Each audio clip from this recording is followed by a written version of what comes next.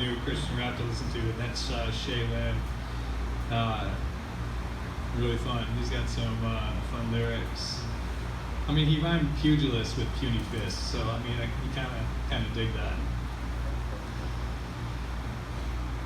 We're going to be looking at Psalms 19 tonight. If you guys want to flip over your Bibles there, we're going to be reading out the NLT, and then of course David's going to have it up on the screen for us as well if you want to follow along with the translation that I'm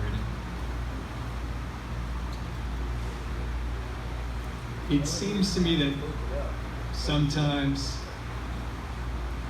in the Christian walk and in Western Christian culture that we have a habit of minimizing who God is. There's this idea, I think, a lot of times that we have this, Jesus, he's a warm, fuzzy buddy of mine.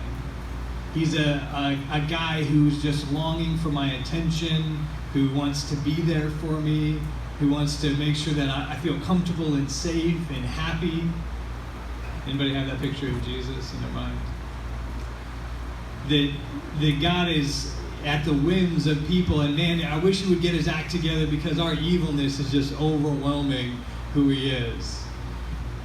The fact that God has decided to sit back and let us have free will and do what we want to break the world seems to make him powerless in some respects. If we look at the world around us, it's easy to draw that conclusion. It's easy for us to think that maybe God isn't in control like he says he's in control. Maybe he's not as big and as powerful as we've been led to believe. Maybe he's a tiny God with no power at all. Maybe humans are the only things on this planet and we're running it amok. These are conclusions that people have come to. It's reasons that people drop away from Christianity and religion in general. They take a look at God and they see a God who is small. They take a look at God who is just their genie that they can run to and get what they want to out of him, and then leave him alone without any repercussions to their actions at all. Psalms 19 is a really, really interesting psalm if you have that point of view, or you need some clarity in this regard. Because what it does is it spells out for us the size of God, the bigness of him, the complexity of his nature, the perfection of his will, and then shows us at the end of it where we need to end up in response to that. I opened up with Shaylin's track, Our God is in the Heavens, because he details in the same sort of way, he's big, he's powerful, and like a force of nature, he's unstoppable. Psalms 19 has all that imagery in there for us as well. So if you would, indulge me for just a second. We're going to get prayed out for this one, and we'll take a look at the Psalms. Heavenly Father, Lord, I thank you again for who you are. I stand before you humbled, just amazed that you would even want to interact with such a broken world that we've made of our own choosing. And that you would desire to come and make things new here. God, you really should crumble it up and throw it away, but you instead decided to make a way for us to come to you. Lord, thank you for doing that. Thank you for continuing to seek after us, even though we told you flatly we didn't want anything to do with you.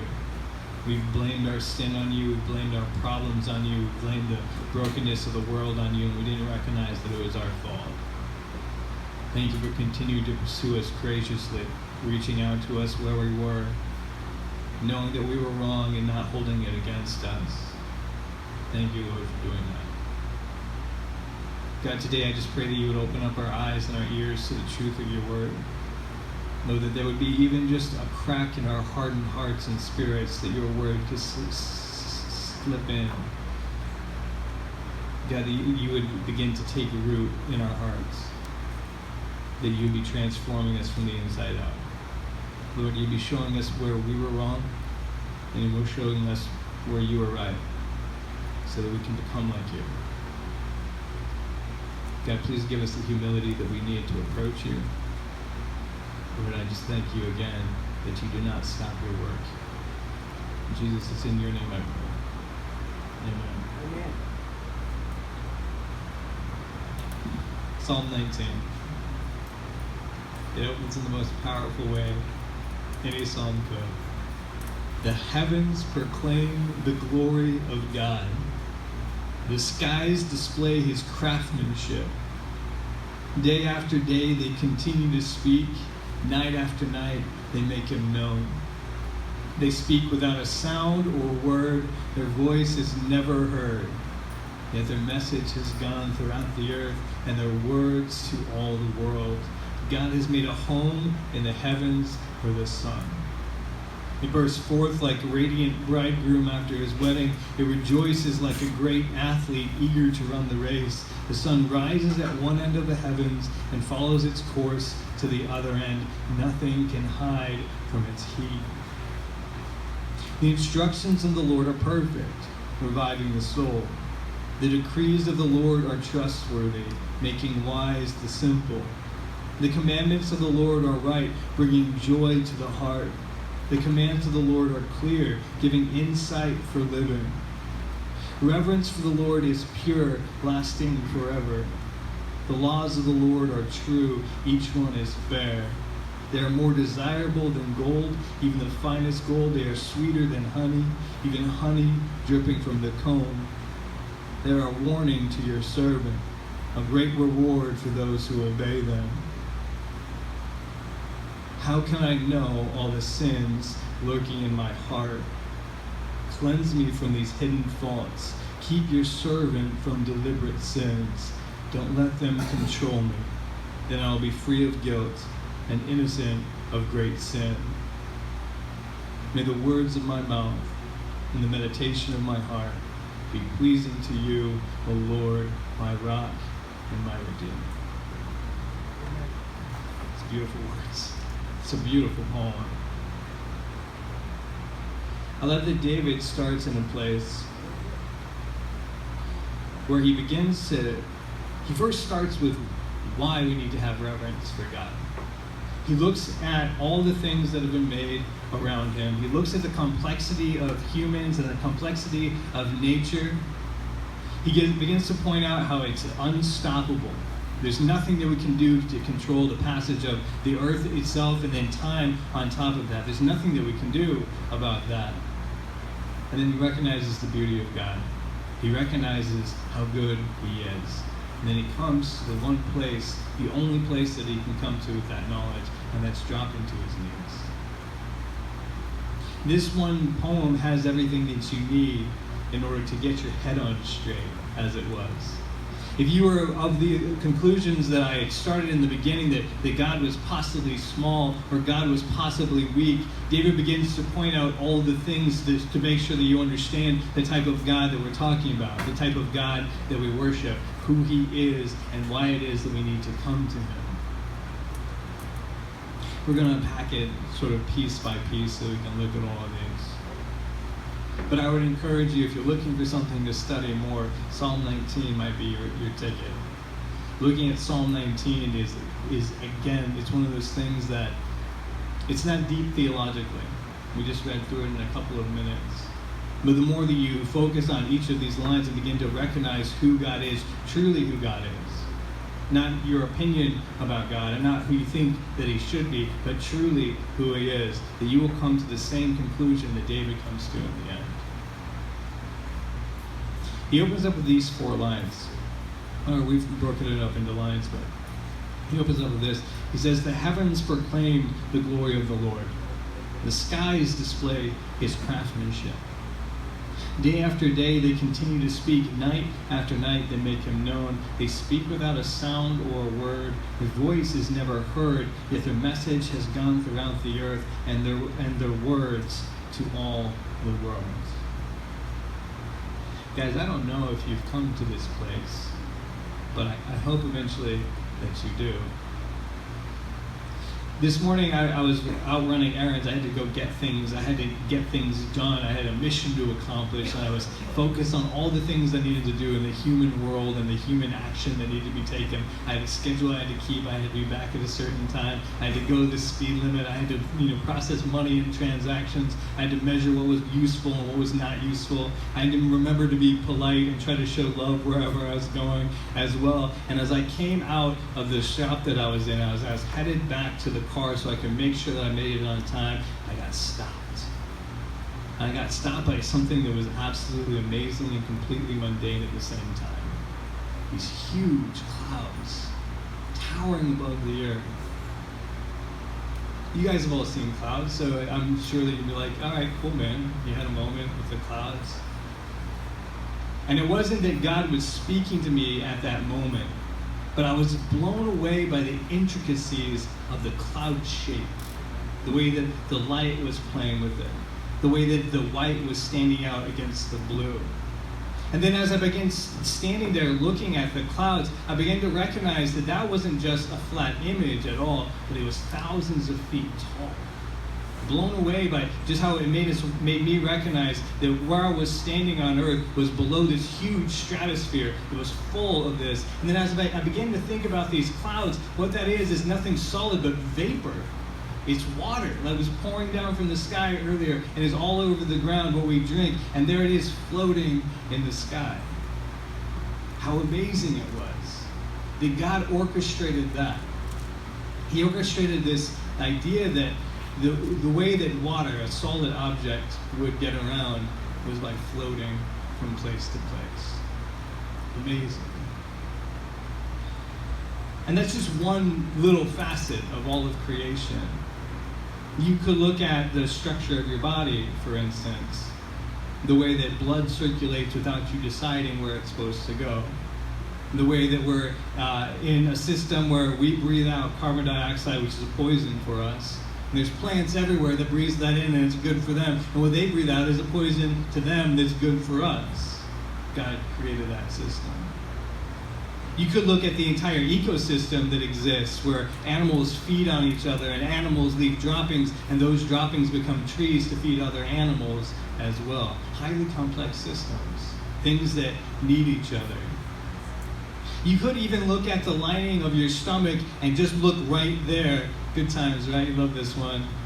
And what you have is a whole ecosystem just inside your stomach of bacteria and microbes that are eating everything that you're eating. And they're putting off the chemicals that allow you to digest. You could look just at that. Gross. It's so complex.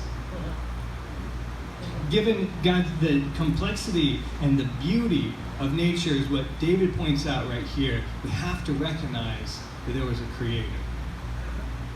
If you're a person who wants to make something, you have to make a plan. You have to get materials. You have to put those materials in that plan into action. You have to measure, you have to cut, you have to build. You have to continue to work towards whatever your goal is until it's accomplished, and then you've got to double check your work and then triple check your work to make sure that it works the way that you want it to, that it'll stand the test of time. When we look at nature, we have to come to the same conclusion. For instance, I'm not a very good builder. I might be able to build a doghouse. It would be crooked, it would be leaning to the side, but there would be a hole in there for the dog to get in and get out, and there would be a roof, at least. But for me, that would take me a good probably 5-6 hours to get that thing right. Some of you guys are way more talented than I am. 45 minutes, you'd have it taken care of. But you have to recognize that even building a sloppy, lopsided doghouse takes skill, it takes ability, you have to measure it out, you have to make a plan, and you have to get it done. Anything that becomes increasingly more complex as time goes on takes something to engineer that, to make it possible. What David points out is the heavens proclaim the glory of God. The water itself moving from a solid to a liquid to a gas to change locations on the earth and recycle itself over and over. Something that complex takes a creator. No matter where you look in nature, no matter what you begin studying, whether it's sociology or the development of language, Or if you look at even just the way that things change over time from one thing to another, how culture changes, or how species adapt to their environments, you begin to recognize there's this increasing complexity, that there was a plan to what happened to them. This is what David's talking about. They speak without a sound or a word. They speak about a plan that we know nothing about.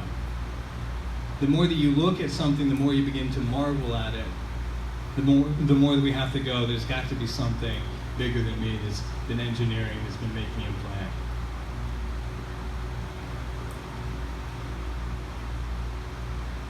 David comes to this conclusion.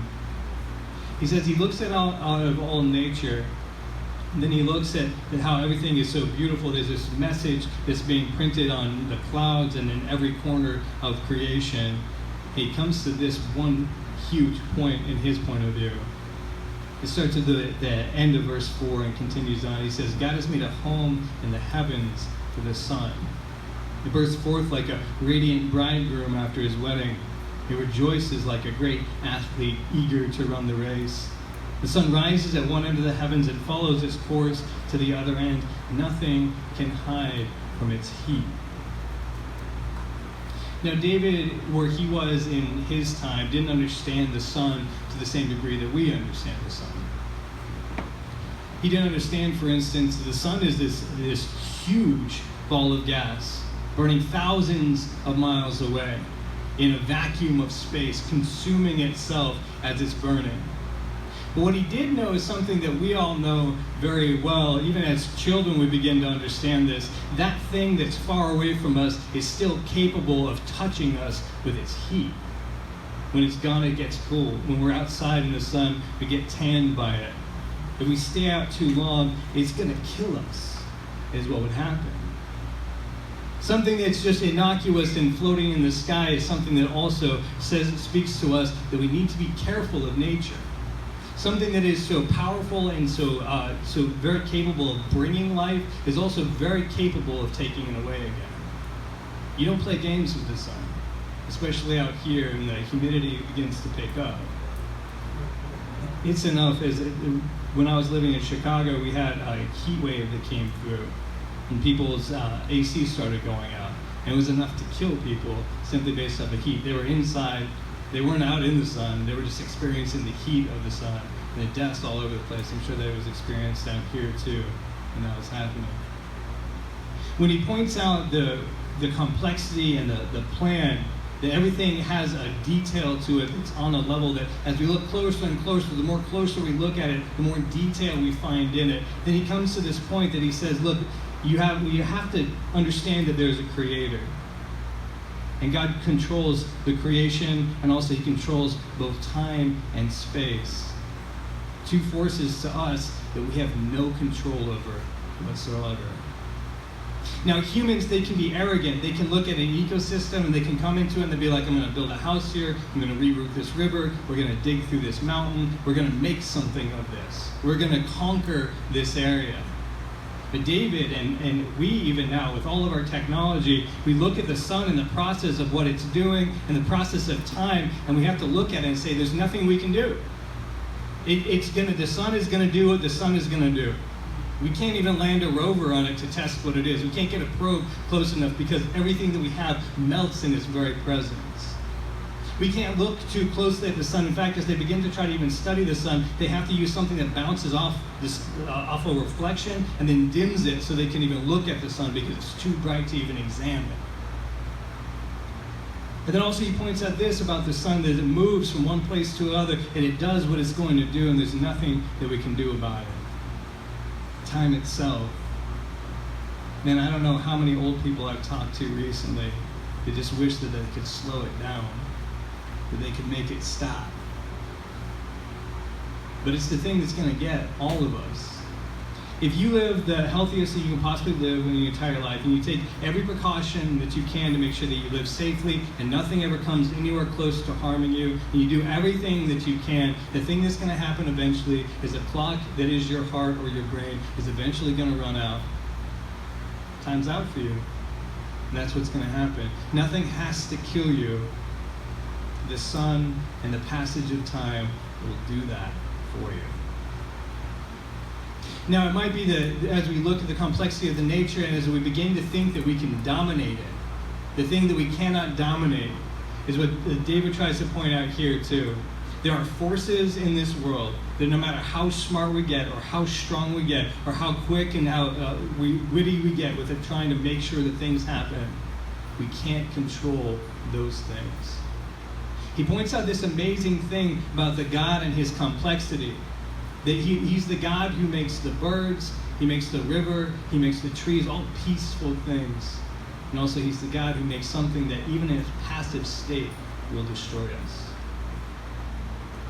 He wants us to we look at all these things and we should be amazed by God's complexity, amazed by God's beauty and ingenuity.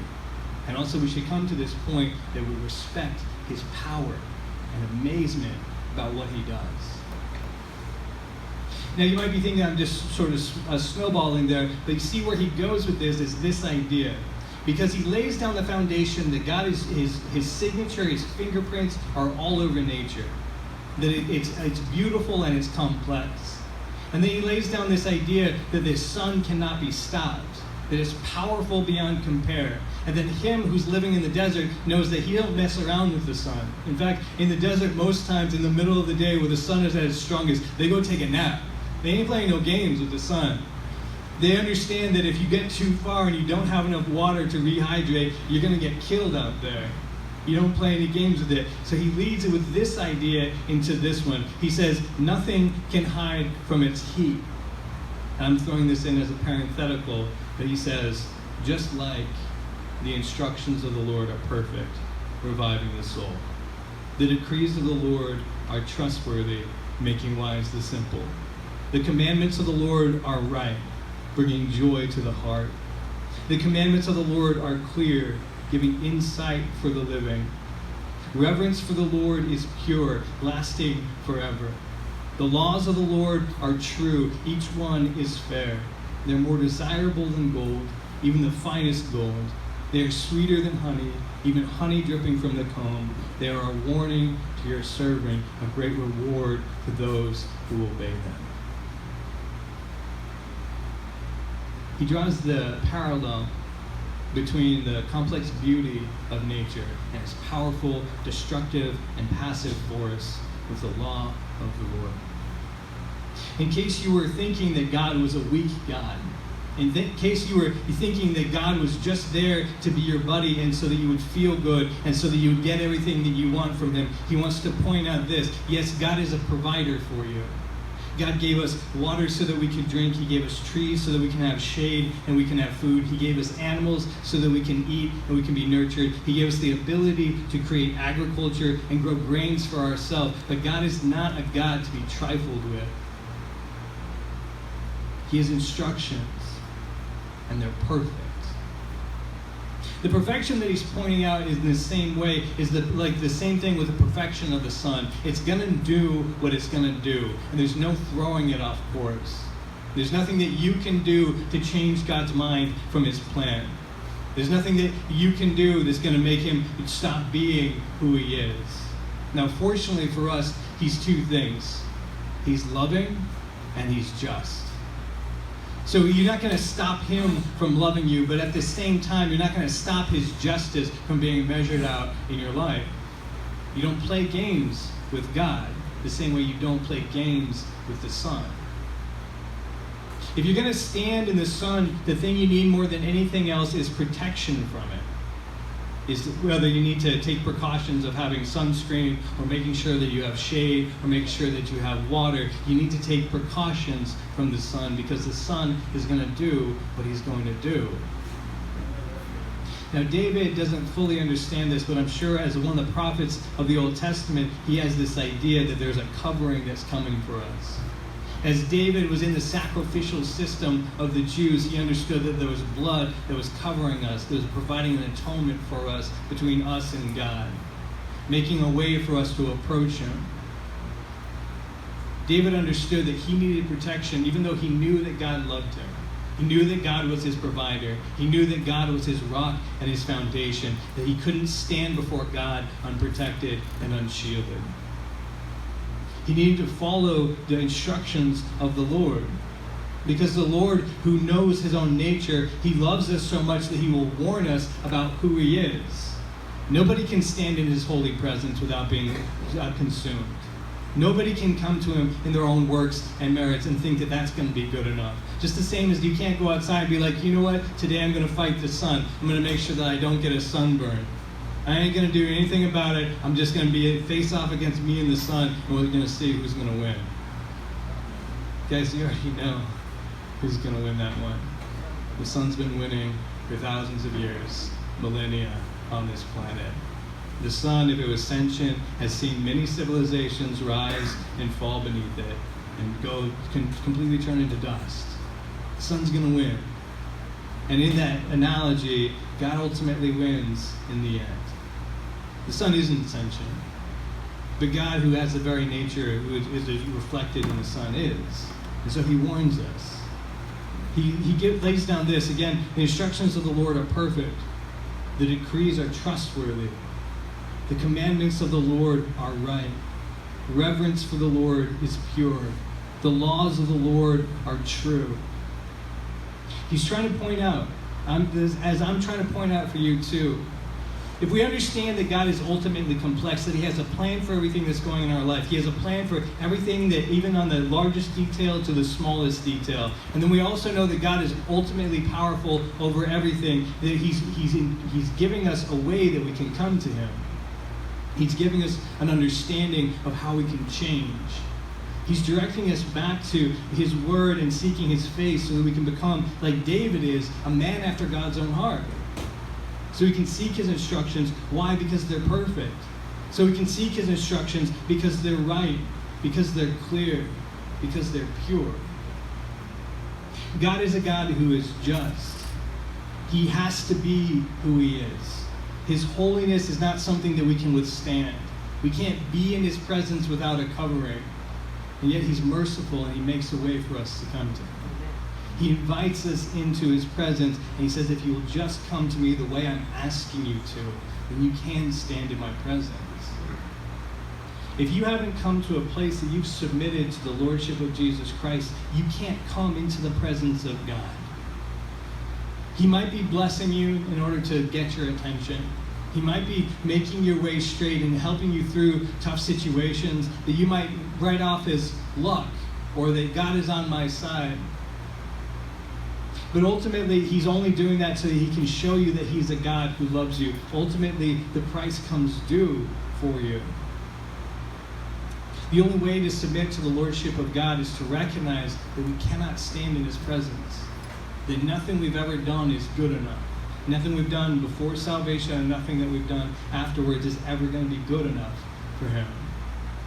We recognize that we are unholy people. We're full of our own selfish pride. We've done whatever we've wanted to, and that's destroyed the world around us.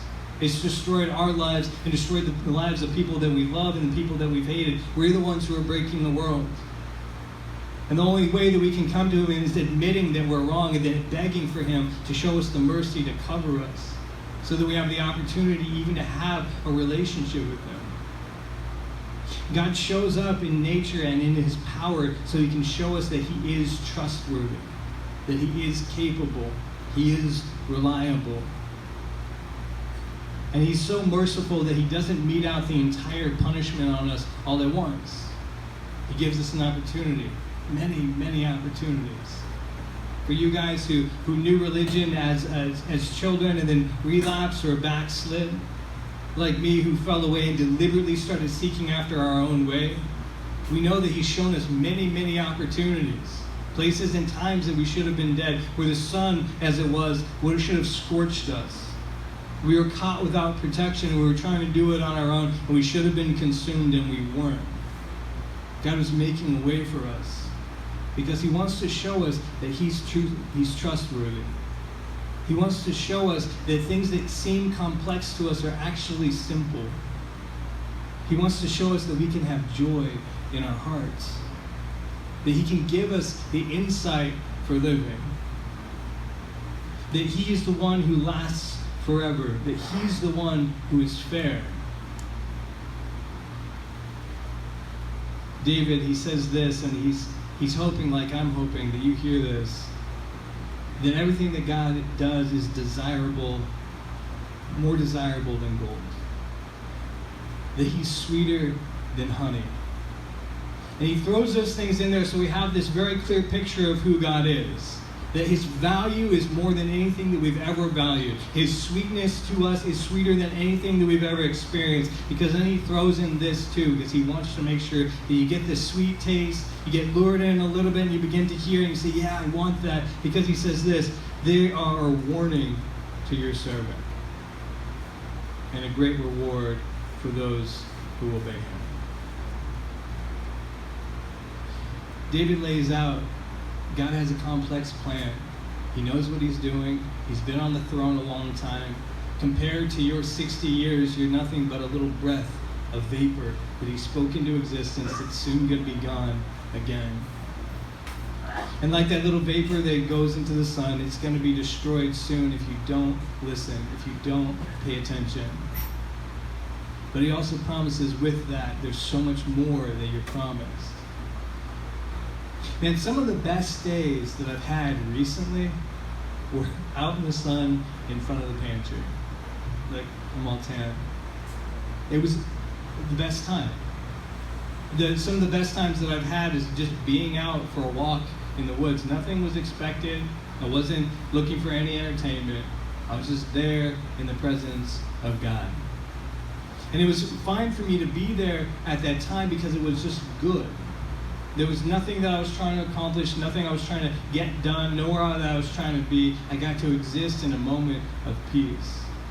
Now, it's been hectic in the pantry these last couple of weeks, those of you guys who have been there. But in that even, it got to be a blessing to see all the people that we were blessing. To see how much we're capable, how God has blessed us so that we can take care of other people. The warmth of the sun was ultimately exhausting. There were many nights where I was like, all right, it's 8 o'clock. I got to go to bed now. But I got to go to bed knowing that we had served the Lord well and that we're going to have the opportunity to do it again tomorrow. This is the thing that God promises you. He says, look, you have this choice. You can go into the sun and you can try to get everything you can out of it. You can go toe-to-toe and see who survives. You'll be consumed by it, burned up, completely destroyed. Or you can go to it understanding what it is and who it is, coming with the protection of the Son of God who's covering you. And you can go out, you can enjoy the presence of God, the warmth of the sun, the light that it brings, the energy that it brings to you. The thing that's amazing about God, and that David points out right here, is that God is powerful. He's a mighty God who, if he wanted to, could just blow right over us. But he's not a God who's distant from us. He's not a God who's uninvolved in our lives. He's a huge being who's capable of running everything, and yet he pauses to have an interaction with you. When you're looking for direction, he's there to give it to you. When you're looking for comfort in your sorrow, he's there to bring it to you. When you're looking to understand a situation that's much more complex than you can possibly wrap your mind around, he's there to give you wisdom and comfort in that moment as well. David points out that we can stand before God in our arrogance and our pride and get burned up. Or we can have God with us, moving among us, working inside of us, and be transformed by that. Here's the thing that he points out again in 11. He says, the commands of the Lord are a warning to your servant and a great reward for those who obey them. And then he segues to this very interesting thought.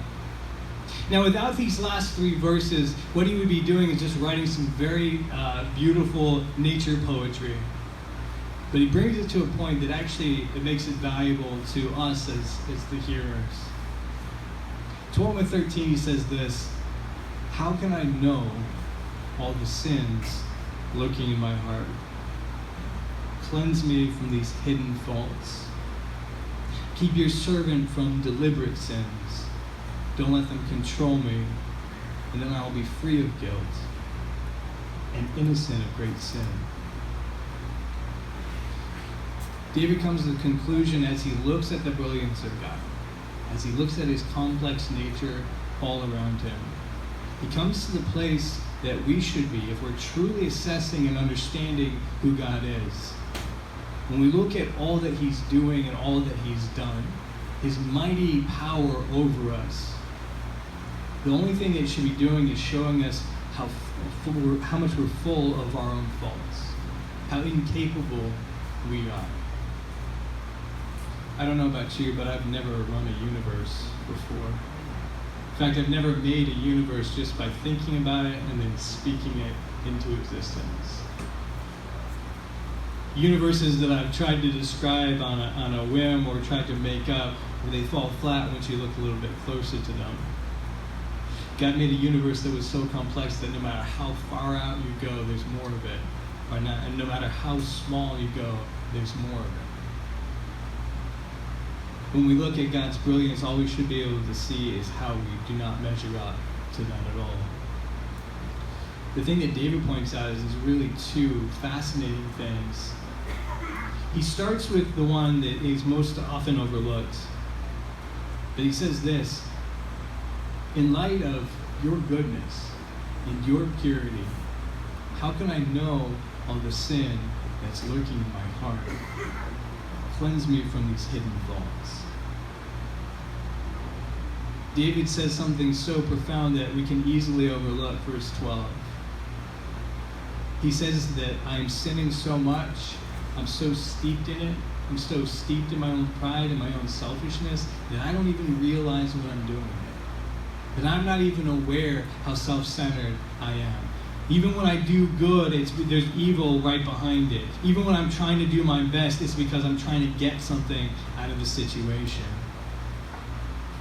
When we recognize truly how good God is when we come to the same conclusion, or we have to come to the same conclusion. God, you know everything about me, even things that I don't know about me. He comes to this place that I think is an absolutely wonderful place, and one that we need to come to ourselves if we're disciples of Jesus Christ, where we come to the same statement: cleanse me from even my hidden faults.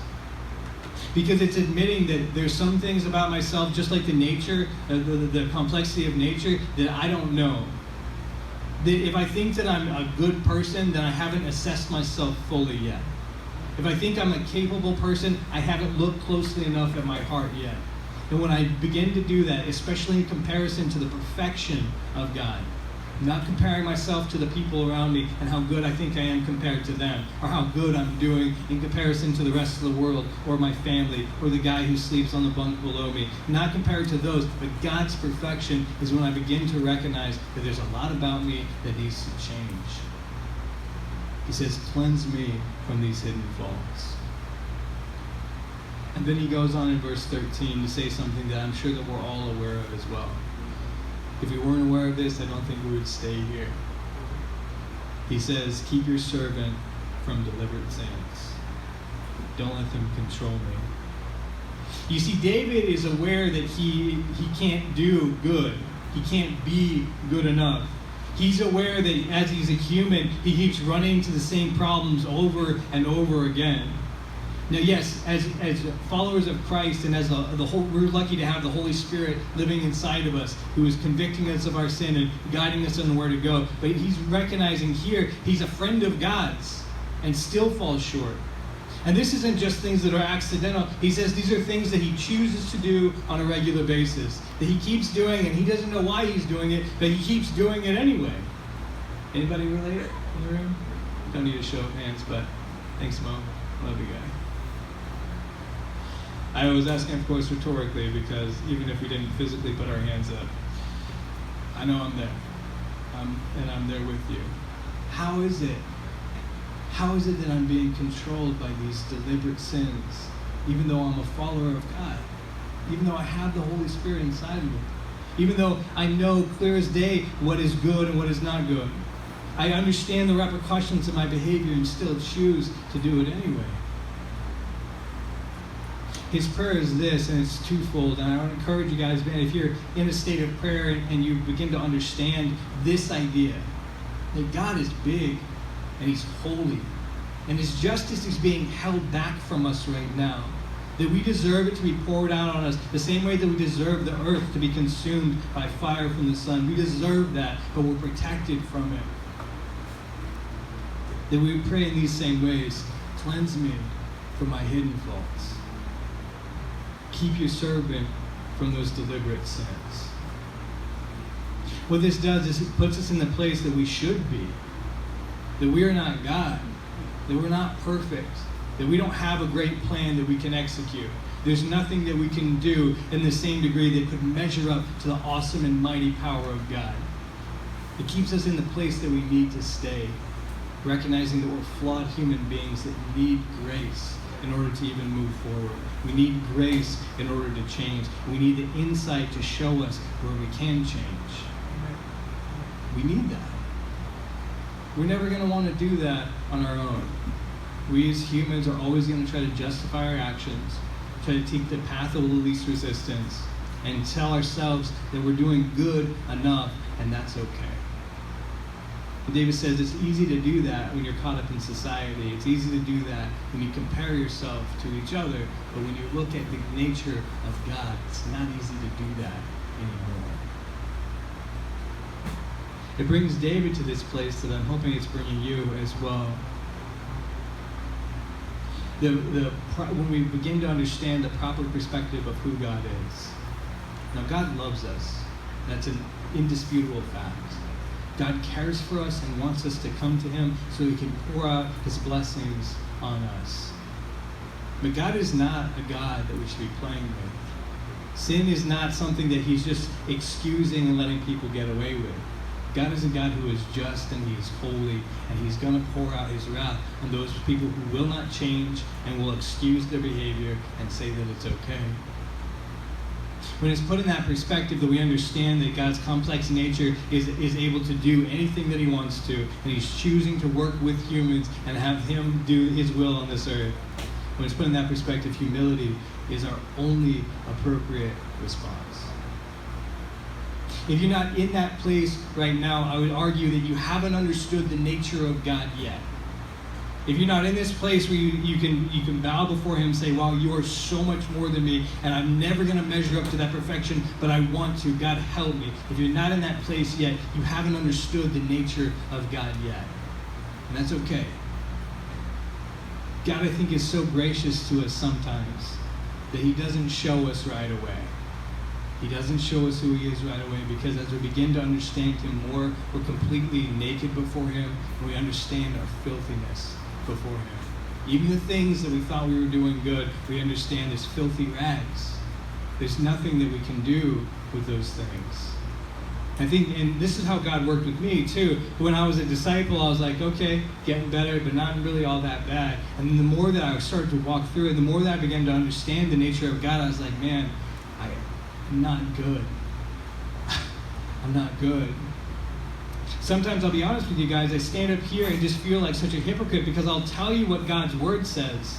And then I'll go and try to live my life in comparison to what God's Word says. And I'm like, I just talked about this for like an hour. Like, how am I still struggling with the same sins that I was struggling with before? And God's like, see, this is why I shielded you from it. This is why I didn't want you to see it all right away. But the prayer should be, God, show me who you are more so that I can become more like you. Show me your brilliance and your goodness so I can understand how I'm filthy, so I don't have to keep doing this anymore. As God's done that, it's been hard to change.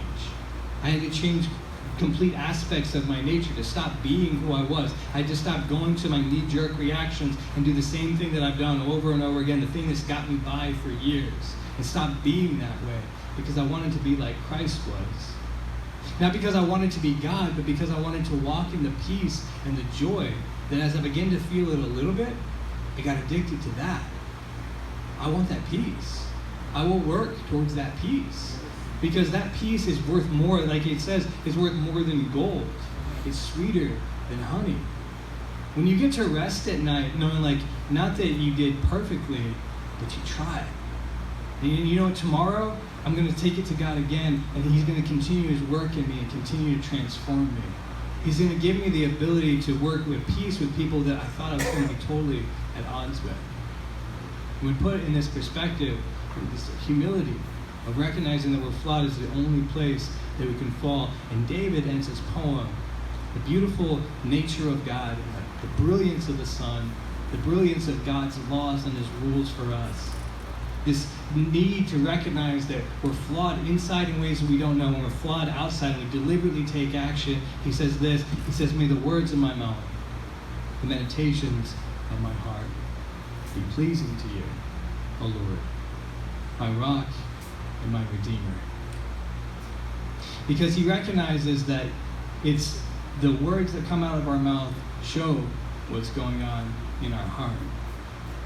Words aren't just things that we toss out and throw away. They show the way that our brain's thinking. It shows what our attitude is. Those are the things that affect other people.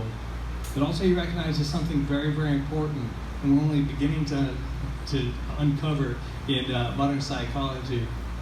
But the meditations of your heart, what you spend time thinking about every day, influences how you interact with the world around you. He says, may the actions that I take in the world, and may the way that I love other people please you. And God, may the way that I interact with myself and the way that I interact with you where nobody else is looking, may that please you too. It's a really powerful prayer because it's one that can focus us at any time throughout the day. When we wake up in the morning, it can be our goal. As we fail throughout the day, it can be our goal. As we go to bed at night, it can be our goal. God, please let me love you with all my heart and my soul and my mind and my strength, and help me to love people like you've loved me. Because that's what gives us our rock. That's what reminds us of who our Redeemer is. It brings us back to this place that I'm never going to be good enough, but God still loves me. And he will continue to do his work in me as long as I'm willing to keep submitting to who he is. Let's pray. Heavenly Father, God, I just thank you. I thank you that the work's not done. That you didn't at one point just dust your hands off and say, you know what, they're never going to get it. They can't get it. I give up. God, you're so much better than I am at that. I thank you for your unending love for us. God, I thank you that you are also the God who is just, that evil will not be able to stand on this earth. God, that you're going to make all things new in your time and in your way. God, just please help us. Help us trust you. Help us trust that your plan is good and perfect. Help us to understand that your mighty power, it cannot be stopped even by our own faults. God, please just continue your work here among these men and in their lives. In Jesus, I love you, and it's in your name I pray. Amen.